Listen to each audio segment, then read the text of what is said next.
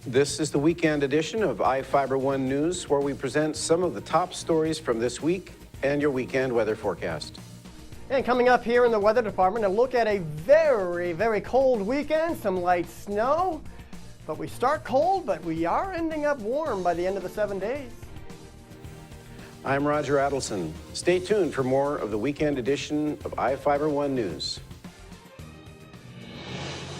From the iFIBER 1 HD studio here in the heart of the Columbia Basin, this is iFIBER 1 News. Your number one source for local news, sports headlines, and our very own Weather Center forecast covering the entire Columbia Basin. This is iFIBER 1 News, and it starts now.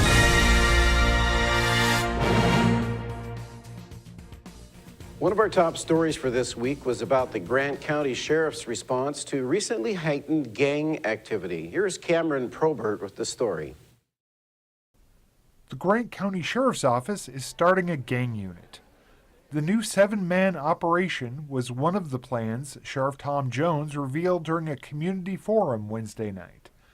More than 400 people filled the gym at the North Elementary School for the 2-hour-long forum. It followed a series of gang-related drive-by shootings and a murder within the last month in Larson. Obviously, we have a lot of folks with a lot of knowledge on criminal street gangs. It's kind of one of those things, you know, we do our homework on them, they do their homework on us, and it's just a tit for tat. The team will be drawn from patrol deputies, the Motor Traffic Patrol Unit, and the Marine Unit. Jones said the unit will focus on responding to gang-related incidents. If they want to wear their red or blue colors and play cards, I'm good with it. But if they want to come over here and do their criminal activity, and they want to commit crimes, and they want to use weapons and all this, we're going to just push back, obviously, with your help. Jones also urged community members to get involved through contacting police and joining a block watch. Several people volunteered to join a block watch following last year's community forum, but the effort failed. Folks, if we want stuff to change out here at Larson, we're going to all have to get involved. The sheriff said he would personally lead the creation of a block watch program this time. Community members urged others at the forum to get involved, along with asking several questions. The questions included issues about response times, prison sentences, and curfew. Prosecutor Angus Lee explained sentences are controlled by a 1981 state law which requires certain sentences based on the crime and the defendant's criminal history. And curfew was ruled unconstitutional by the state Supreme Court. Both Jones and Lee urged people to contact their legislators if they wanted to see changes in the law. For iFIBER 1 News, this is Cameron Probert reporting. Thanks, Cameron. Our next story is about the possibility of new bleachers for the Grant County Fairgrounds. Here with the story is Courtney Vasquez. The Columbia Basin Rodeo Association is looking for a way to pay for new bleachers at the Grant County Fairgrounds Arena.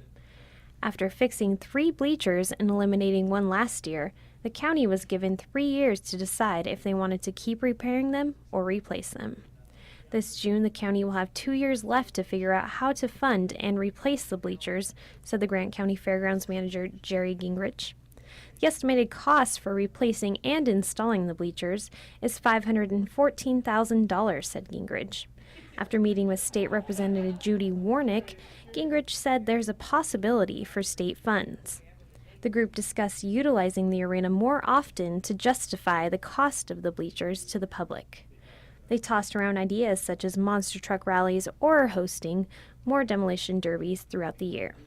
The county is now hoping for community input. They're doing this because they are public-minded people and they want their public to enjoy Grant County, said the Rodeo Association's president Mike Cobb. For iFIBER 1 News, I'm Courtney Vasquez. Now let's take a look at people with warrants issued by the State Department of Corrections. Each of the people you see here has warrants for their arrest and is wanted by various law enforcement agencies. If you see any of these people, the Department of Corrections asks that you do not attempt to detain or apprehend them, but to call police. You can also call the Department of Corrections at 509-764-6666. 509-6180 during the day or 509-762-1160 after 5 p.m. We'll be right back after this.